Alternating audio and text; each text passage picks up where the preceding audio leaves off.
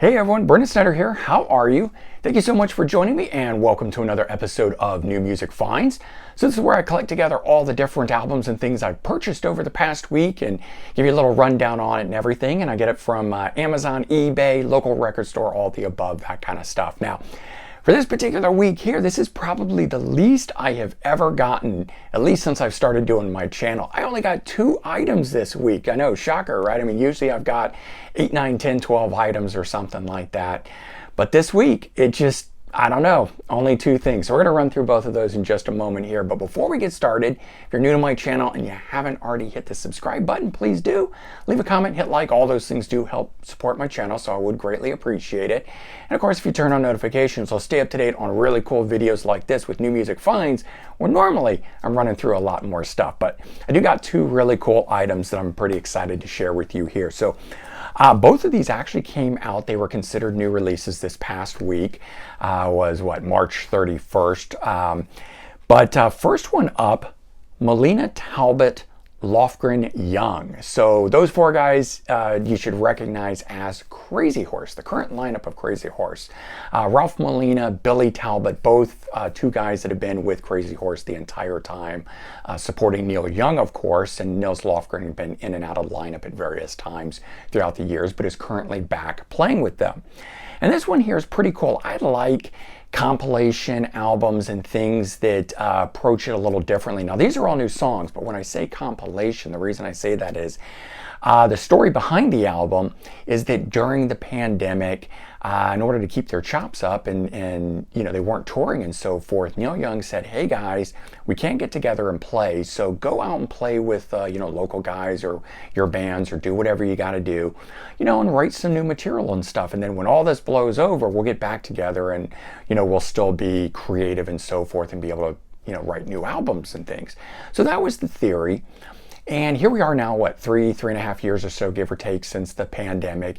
And Neil Young suggested, hey, why don't you guys put that material out? Each of you choose 3 songs. So Ralph Molina, Billy Talbot, and Nils Lofgren chose 3 songs that they recorded with their bands during the downtime that they had. And Neil Young presented 1 song here, so there's 10 tracks on this. But you got the Billy Talbot band, Ralph Molina solo, Nils Lofgren solo, and then also Neil Young solo. So he's actually doing a Crazy Horse song off of the album, I think it was from Barn, Song of the Seasons, but he does an acoustic solo live version of it on here that's really interesting, without all the other members from a most recent tour that he was doing. But it's a cool little album. It's called All Roads Lead Home. I like hearing the other members do their thing because then it kind of shows me what they bring into the Crazy Horse sound and so forth. But there you go.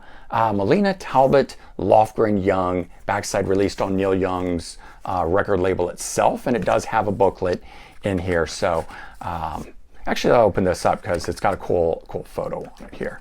So one side of it is that shot there, and then it breaks down the tracks and who's playing on what and so forth. So kind of cool. So there's that one. And then this other one, I wasn't expecting, and I was just, what I do on Friday's new release day, I'll open up Amazon and I'll click on CDs and new releases, and I'll just scroll through 20-30 pages of what they are saying is all brand new stuff that just came out. Of course, most of it I'm not interested in, but once in a while I'll find something that I didn't know anything about, didn't know was coming out, and this is one of those things. London Symphony Orchestra. It's called Classic Rock Renaissance, and you might recognize this as an album that came out back in 1978. And so it's the London Symphony Orchestra doing classic rock or I should say symphonic interpretations of classic rock songs. And between 1978 and 1983, those 5 years, they put out, I think, 6 albums, you know, 5 or 6 albums of this sort of stuff. And this here collects all of it together across 3 CDs. So those albums were simply just called Classic Rock 1, 2, 3, 4, that kind of a thing. And then here they're calling Classic Rock Renaissance now. But I think it's pretty cool. So I ended up really digging this. I wasn't expecting to. I gave it a listen before, checking it out, and it just kind of really blew my mind. I happen to like orchestrated, music and stuff like that, so I was already up for it. But I have to say it's a lot better than I expected it to be. The other cool thing is that they add 5 new tracks to this. And the bands in particular, I wouldn't say are classic rock bands. So I'm kind of surprised that they chose to do songs by Coldplay, One Direction, Adele. But they did do a Queen song, Somebody to Love, on here. They've also got Bohemian Rhapsody and stuff like that. But the cool thing with Somebody to Love is they bring a choral choir in and do some of the lines that Freddie sang as a choral choir in there. And it's just over the top. It's very cool. And this isn't just straight up symphony instrumentation. There's guitar, there's drums, so it will really rock in at some points, even though other parts sort of meander with the symphony and that sort of stuff. So like on Stairway to Heaven cover or the Bohemian Rhapsody, where at the end, when they get into that really rocking out part, that's when the drums and the guitar and everything comes in, and it'll put it over the top. So it kind of gives a new emphasis to those cool moments in the songs when that kind of stuff happens. But there's even songs on here where, like, you guys might have seen recent videos that I've done, and I say like Led Zeppelin 4 is an album I never need to hear again because I just know it inside and out, especially with Stairway to Heaven. Well, that's true, and there are certain songs like that. Like I never need to hear Bohemian Rhapsody again either. But hearing them done and reinterpreted this way in the classical style, I actually really enjoyed. So it was kind of nice. It was like hearing those songs for the first time again, hearing a different, interpretation of it and that kind of a thing. So this turned out to be really cool. There's a good booklet with a nice thick one, in fact. Same cover that's on it, and you know me, I like it when there's stuff written up in it to read and so forth, so you get all that in it. But I wanted to show you this page because there's those other versions of the album over the years and stuff like that. I think one of these is like a best of. I think it's that middle one. So I think they did 5 of those such albums, and then one per year probably, and a little best of. But this collects it all together. And if that sounds interesting, do check it out. It was $13.98 on Amazon for 3 CDs. So I thought, hey, why not take a chance on it, and ended up being really cool. So I normally film this video a little earlier, sometimes like on Sunday.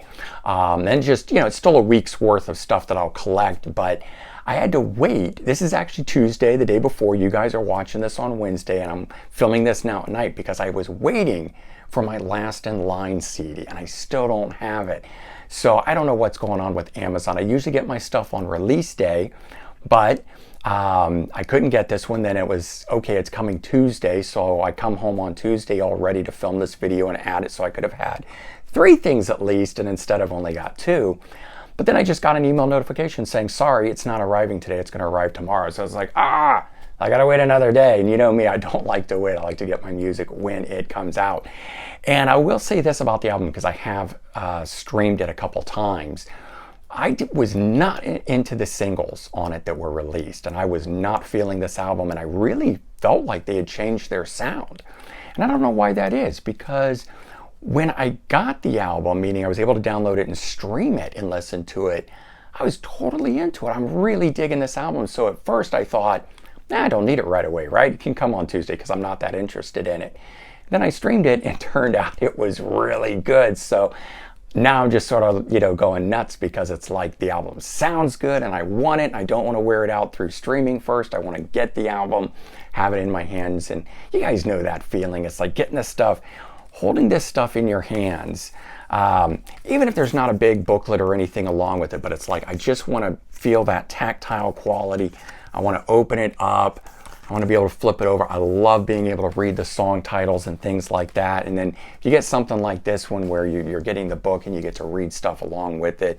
And there probably won't be anything like that with the Last in Line, but that is the way I want to experience each album. So I do have streaming. I do stream. I love doing that for my commute, from New Jersey into New York City every day. But I don't like to waste the experience of the first listens of the album that way. I really want to sit down in front of my stereo, pop that CD in and kick back and really hear it for the first time. So now I'm gonna have to wait until tomorrow, but hey, while you guys are watching this video, I should be getting this in the mail. I certainly hope so. If not, I'm gonna raise some holy hell, I think. But there you go.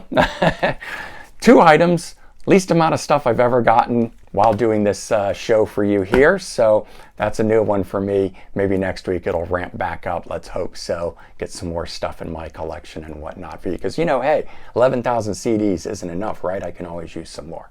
All right, everyone. Take care. Have a good one. Sorry so few items. Bye-bye.